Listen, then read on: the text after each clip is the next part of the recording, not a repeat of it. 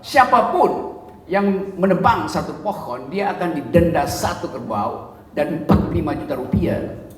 Bayangkan berapa banyak denda yang harus dibayar oleh Pak Jokowi kalau menebang pohon di Kalimantan. Kenapa capres-capres itu takut masuk kampus? Karena dia nggak sanggup untuk berhadapan dengan metodologi. Padahal semua argumen harus diuji dengan basis metodologi. Pertama-tama, siapa yang mau jadi calon presiden? Datang ke UNM.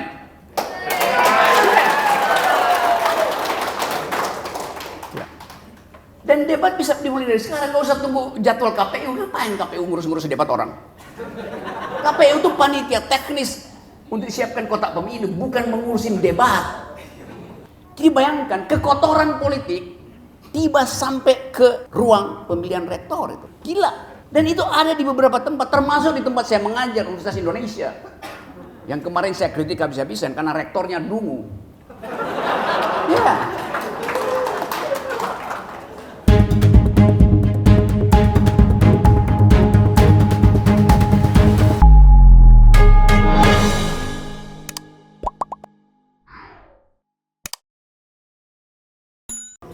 Assalamualaikum warahmatullahi wabarakatuh. Waalaikumsalam. Kita bersyukur pada malam hari ini tokoh yang kita tunggu-tunggu, kita nanti sejak 2 hari yang lalu sudah berada di depan kita semua, Rocky Gerung ya. Anda kenal, saya percaya Anda semua sudah tahu ini siapa tokoh ini. Tokoh yang selalu ya saya tidak tahu dia ya kalau 1000 lawan 1 ya Rocky Gerung inilah.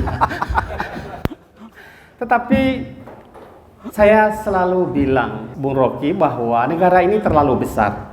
Negara demokrasi yang sangat besar.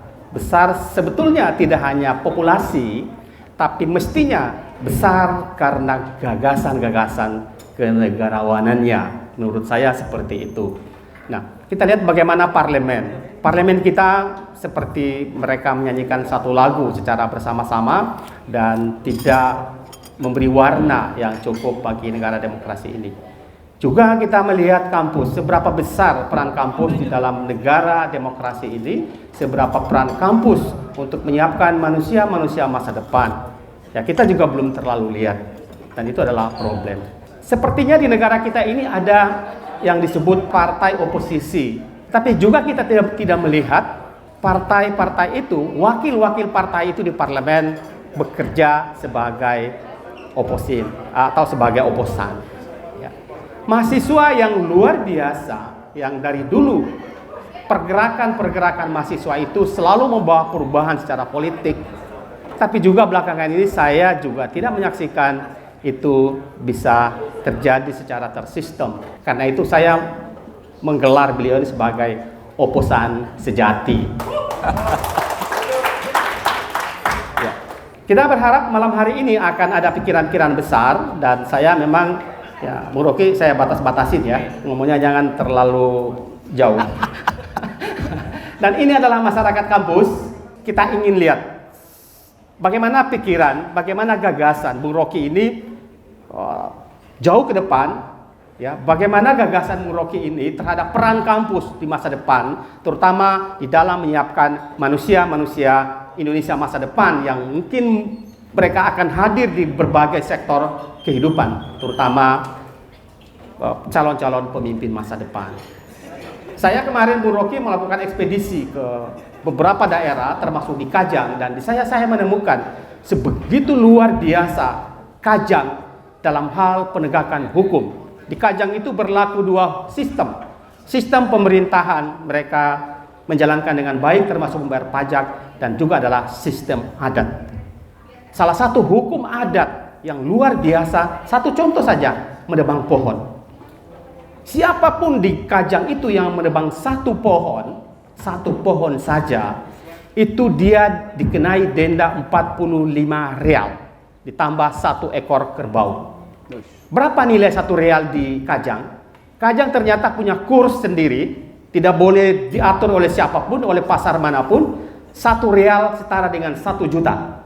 Jadi kalau ada yang menebang pohon di 1 pohon di Kajang itu, dia harus membayar 45 real setara 45 juta ditambah 1 ekor kerbau. Ini luar biasa. Kita memberikan apresiasi dan aplaus ke hukum adat yang begitu tegak di Kajang itu. Nah, tidak pandang bulu siapapun, orang luar yang mau menebang kayu tanpa seizin Amatoa itu dikenai hukum itu. Orang di dalam Kajang pun, keluarga Amatoa pun ketahuan menebang pohon tanpa seizin pimpinan adat tertinggi dikenai hukum yang sama. Itu luar biasa. Banyak sekali saya kemarin mendapatkan kuliah dari Amatoa. Malam hari ini kita berada di sini di satu lingkungan masyarakat akademik, dan kita berharap bahwa apa yang kita lakukan pada malam hari ini bisa memberi pesan ya kepada teman-teman yang lain yang tidak hadir, dan kita juga akan menyiarkan ini secara live untuk diikuti oleh teman-teman yang tidak sempat hadir di sini. Bung Rocky, saya ingin menyampaikan beberapa hal. Ya. Pertama, bahwa indeks persepsi korupsi di Indonesia itu ternyata sangat rendah dibandingkan dengan negara Ghana di Eropa dan juga negara tetangga kita yang paling miskin di sini, Timur Leste. Kita di bawah Timur Leste. Indeks demokrasi kita di Indonesia ini juga masih di angka 50-an ya. Sementara negara kita ini ya, kita selalu menggemborkan sebagai negara demokrasi. Bagaimana pemimpin masa depan seperti apa yang harus bisa memecahkan problem ini? Begitu juga dengan ekonomi, misalnya pasca COVID ini dalam sekali terjun, dan kita membutuhkan manusia-manusia masa depan yang memiliki gagasan-gagasan besar bagaimana ekonomi ini bisa bangkit kembali. Kemudian sebetulnya Indonesia ini di kawasan itu adalah di ASEAN misalnya, dalam banyak hal belum bisa bersaing. Manusia-manusia Indonesia masa depan seperti apa ya, untuk bisa menyelesaikan problem-problem itu. Pemimpin masa depan seperti apa yang diharapkan bisa memecahkan problem-problem itu. Nah, lalu bagaimana peran kampus? Kampus harus berperan seperti apa? Paling tidak di dalam menyiapkan calon-calon pemimpin masa depan itu, atau paling tidak menyiapkan manusia-manusia nanti yang bisa mengatasi persoalan-persoalan antara lain yang saya sebutkan tadi. Ya, kita berharap kampus juga tetap dengan misinya sebagai salah satu lembaga akademik yang sebegitu besar ya, diberikan peran, tetapi ya kita melihat apakah peran itu berjalan dengan baik atau tidak. Nah, ini antara lain, Bung Rocky, kita bicara di situ saja. Nanti kalau mau nambah-nambah silakan, tetapi nanti saya tegur ya kalau Dan Bung Rocky tadi datang ke sini kita lewat jalur rahasia. Kalau tidak, banyak sekali orang minta foto-foto di sana. Jalan 1 meter foto lagi, sana foto lagi, di situ foto lagi. Saya bilang, Bung Rocky, saya ngajak Anda ke sini bukan untuk foto-foto. Untuk bicara di sini. Makanya kita lewat lorong yang saya bilang rahasia itu. Mangga, Bung Rocky, silakan. Ya. Oke. Mau di sini apa mau di situ? Ya, silakan.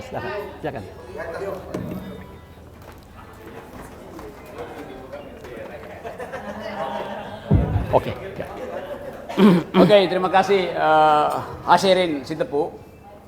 Saya mulai dengan hal yang sangat spesifik diterangkan tadi oleh Bro Has, yaitu kehidupan kita yang di satu pihak diatur oleh hukum negara, hukum publik, di pihak lain diasuh oleh hukum adat. Itu ide yang bagus tuh. Diatur oleh hukum negara tetapi diasuh oleh hukum adat. Jadi hal itu yang membuat kita merasa bahwa kita sebetulnya adalah makhluk budaya, bukan sekedar warga negara. Kalau kita warga negara, kita hanya berselisih di bidang public law, tetapi kita lupa bahwa ada dimensi lain dari manusia yang memungkinkan dia punya aspirasi. Jadi kalau hukum negara membatalkan hak masyarakat adat untuk beraspirasi, maka negara itu tidak paham tentang watak kebudayaan bangsa ini. Itu intinya. Jadi kalau tadi diterangkan bahwa siapapun yang menebang satu pohon, dia akan didenda 1 kerbau dan 45 juta rupiah. Bayangkan berapa banyak denda yang harus dibayar oleh Pak Jokowi kalau menebang pohon di Kalimantan.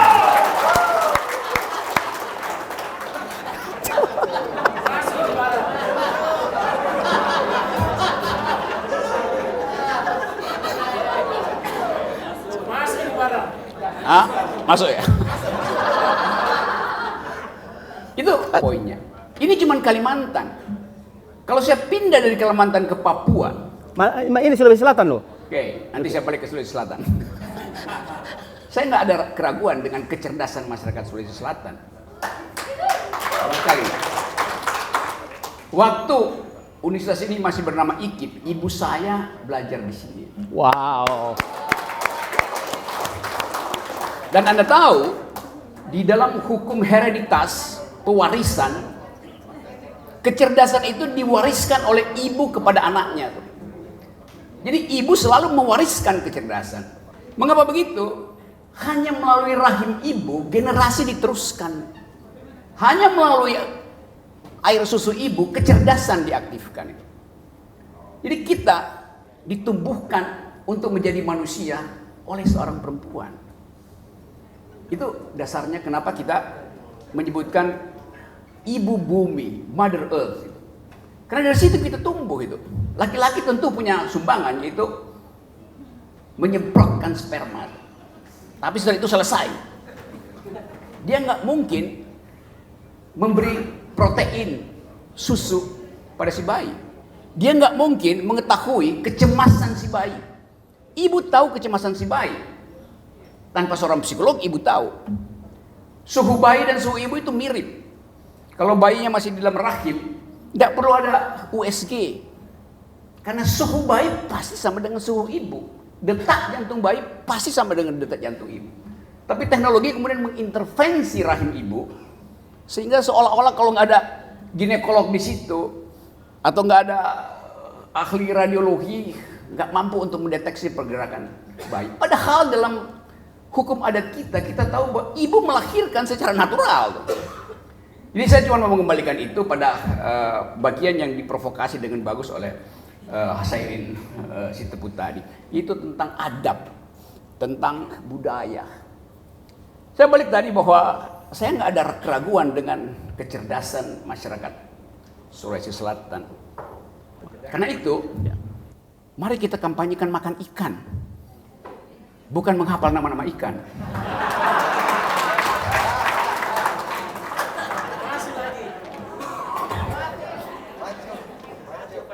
Saya balik pada problem pertama tadi. The next leader harus ngapain dengan Indonesia, dengan bumi? Pemimpin masa depan, apa kualifikasinya supaya dia bisa disebut sebagai leader? Bukan sekedar dealer. Tadi sangat bagus bahwa semua potensi kepemimpinan kita akan diukurkan pada kemampuan dia untuk membaca 2 hal di masa depan. Satu adalah hak generasi untuk menikmati sumber daya alam negeri, hak generasi, hak millennials, hak alumni Universitas Negeri Makassar untuk menikmati sumber daya alam negerinya sendiri. Termasuk di dalamnya adalah hak atas udara yang bersih, hak atas rumput yang hijau, hak atas air yang jernih, hak atas wangi mawar, hak atas cicit burung. Itu yang sekarang lagi dibicarakan di dunia. Setiap pemimpin dunia kalau nggak mengerti environmental ethics, dia akan dianggap sebagai buta huruf terhadap peradaban. Karena itu orang akan bertanya, do you speak English, do you speak French, do you speak Ukraine, do you speak Russian? Orang bertanya, do you speak environmental ethics? Do you speak local wisdom? Do you speak gender equality? Do you speak democracy? Jadi itu tata bahasa yang harus kita penuhi kalau kita ingin menjadikan Indonesia model di dalam masa depan. Kita akan dilirik kalau presiden kita di masa depan akan mengatakan I do speak environmental ethics. Oleh karena itu aku tidak ingin memindahkan ibu kota yang akan merusak lingkungan. Itu dasarnya. Kalau kita pakai ukuran global tuh. Jadi kira-kira itu intinya. Saya balik lagi pada soal tadi, environment tadi. Papua tadi saya di Kalimantan, melewati Sulawesi Selatan, lalu melangkah ke Papua. Papua itu tutupan hutannya 30 juta hektar hutan. 80% adalah hutan tropis. Saya hafal karena saya orang hutan. Di 37 juta hektar hutan di Papua, 20 jenis pohon. Ada 160 ribuan jenis serangga. Ada 6.000 jenis mamalia. Dan ada 500 masyarakat adat. Sekarang Omnibus Law akan dipakai di situ. Demi yang disebut food estate. Berapa ratus jenis spesies yang akan hilang. Berapa ribu pohon yang akan ditebang. Berapa ribu ulat yang akan kehilangan tempat dia bermukim di kaki pohon. Berapa ribu cacing yang akan diangkat dari habitat aslinya. Berapa ribu burung yang tidak mampu lagi bersarang. Itu pertanyaan politis, bukan sekedar pertanyaan etis. Politik apa yang menyebabkan Omnibus Law itu memaksakan untuk merusak alam Papua? Namanya politik akumulasi. Padahal di dunia ini, seluruh pemenang Nobel dalam 20 tahun terakhir ini tidak lagi bicara tentang akumulasi, tapi tentang distribusi, tentang kesejahteraan, welfare. Dan itu yang kita baca di semua jurnal internasional. Tadi saya baru baca tulisan di Foreign Affairs. Saya beli di airport, semua penerbangan saya baca. Satu upaya untuk mengembalikan ingatan bahwa ilmu yang disebut public policy sebetulnya diawali dengan keinginan untuk menginjeksi anggaran agar supaya ada growth. Jadi pertumbuhan itu fungsi dari anggaran. Kalau kita nggak punya anggaran, kita nggak bisa bertumbuh secara ekonomi itu. Itu dalil kuno yang sebetulnya dipakai oleh para ekonom pada waktu itu untuk membackup kepentingan dari yang sekarang kita sebut sebagai oligarki, yang dulu di dalam pertarungan gagasan antara Cambridge School dan Chicago School menimbulkan diskusi yang dahsyat tentang fungsi pemerintah. Apakah fungsi pemerintah itu adalah injeksikan anggaran supaya terjadi distribusi, atau jangan lakukan sesuatu terhadap pasar supaya pasar itu tumbuh dengan sendirinya? Yang biasa kita kenal debat antara liberal dan libertarian, antara John Maynard Keynes, Keynesian Economics, dengan orang semacam Austrian School yang bermarkas di Chicago. Kita tahu itu dulu. Debat makroekonomi antara kutub Cambridge dan kutub Chicago. Sekarang dua-duanya lenyap. Karena tadi problem environment. Gak ada gunanya berdebat kalau setiap kali habis berdebat ada pohon yang dipangkas untuk kepentingan infrastruktur. Saya mau mengingatkan ini karena seluruh dunia sedang menyoroti soal ini, bahwa pemimpin ke depan kita minta supaya bisa melindungi warga negara dan warga hutan. Kita nggak bisa tunggu misalnya pemerintah keluarin statement bahwa oke, kita menunda carbon trading atau zero emission itu sampai 2060. Nggak bisa. Walaupun itu negosiasi politik. Dan sekarang negonya gagal karena ada perang di Ukraina. Maka semua negara menghentikan investasi di bidang green economy. Karena semuanya siap-siap untuk perang. Jadi bagian ini yang hendak kita soroti. Supaya kalau kita kampanye nanti, siapapun yang mau jadi presiden, do they speak environmental ethics? Do they speak green economy? Kita nggak lihat ada perdebatan intelektual di antara capres-capres itu. Yang kita lihat adalah orang main TikTok. Capresnya taktok, TikTok, TikTok. Apa isi otaknya? Balihonya segede-gede tower Universitas Negeri Makassar. Segede itu balihonya, otaknya seupil. Karena nggak ada bunyi. Proposisi intelektual nggak ada dari situ. Coba sebut satu capres yang ngomong tentang hutan di Papua. Satu capres yang ngomong tentang bagaimana bangsa ini diasuh oleh hukum publik, tapi juga harus menghormati hukum adat. Nggak ada capres begitu. Yang ada calon capres, yaitu Hasairin Sitepu.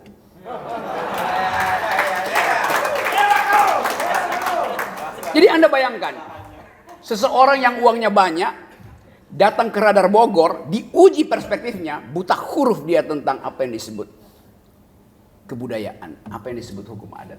Bagaimana kita mau pilih orang yang nggak tahu hukum adat, padahal dia harus memimpin masyarakat adat Indonesia yang ratusan ribu komunitasnya.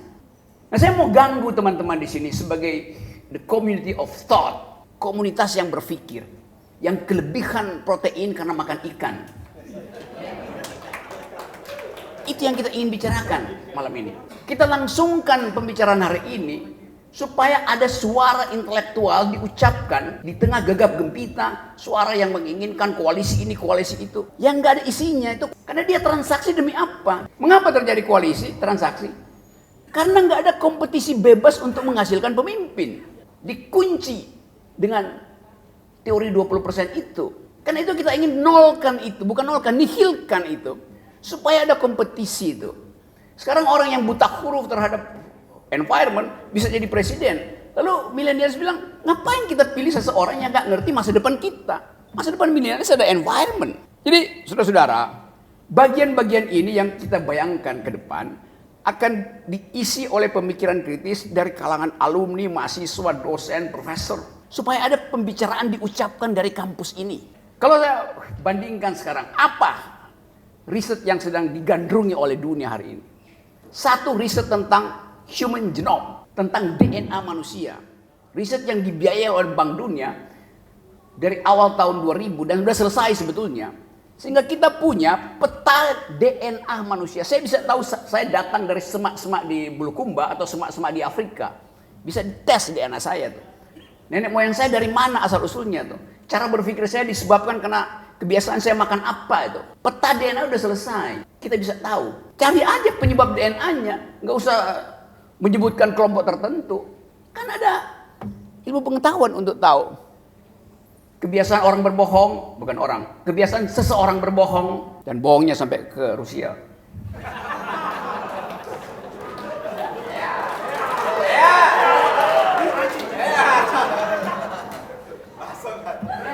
Bisa kita cari asal usul DNA-nya. Itu satu riset yang udah selesai. Blok riset kedua yang namanya big data. Itu juga riset yang makin lama makin serius. Seolah-olah kita nggak punya lagi eksistensi sebagai manusia. Karena ditenggelamkan dalam big data. Kita dirumuskan oleh big data. Itu bahayanya tuh. Ada riset ketiga yang namanya artificial intelligence. Agak rumit gitu. Karena kita mesti berupaya mentransformasi cara kita berpikir sama seperti cara robot berpikir. Supaya kita bisa berpikir secara algoritmis. Itu juga tantangan bagi peradaban-peradaban lokal yang nggak bisa compete dengan tiga fasilitas itu. Big data, artificial intelligence, DNA, human genome. Nah, bagian ini juga kita nggak dengar dari pemimpin-pemimpin yang sok mau jadi presiden. Dia buta huruf terhadap proyek di masa depan. Dia nggak tahu apa itu big data. Dia cuma tahu bahwa big data itu diperlukan untuk 3 periode. Loh, bukan itu tuh big data. Dia nggak ngerti apa yang disebut artificial intelligence. Karena bahkan jangankan yang artificial intelligence, yang aslinya aja dia nggak punya tuh. Intelijen aslinya. Karena itu dia nggak bisa berdebat. Kalau orang punya intelijen, satu kosakata bisa menimbulkan kuriositas dia berdebat. Masa orang berdebat sambil baca laptop? Yang bener aja. Atau 3 halaman yang disodorkan. Dan selalu lost in translation. Gagal ditranslasikan. Lalu timbul ketegangan diplomasi. Tapi udah itu bagian headline radar nanti. Saya balik tadi pada pertanyaan Hasairin tadi bahwa apa yang bisa kita sumbangkan bagi bangsa ini di dalam kekacauan politik? Kita selalu ingin kampus itu jadi penentu masa depan. Kenapa? Karena hanya dengan perdebatan intelektual konsep bisa dibersihkan. Gak mungkin kita berdebat kalau panggung yang disediakan panggung dangdut. Ngapain berdebat di panggung dangdut? Ini panggung politik, panggung intelektual, panggung konseptual. Dari sini kita uji calon-calon presiden. Dan jadikan Universitas Negeri Salah satu diuji di sini, harusnya diuji di kampus. ya, bukan salah satu. Pertama-tama siapa yang mau jadi calon presiden datang ke UNM.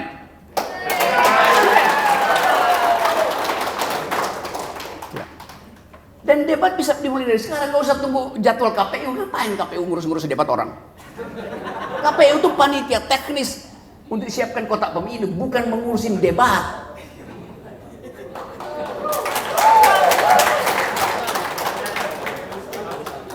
Ada orang KPU nggak sini?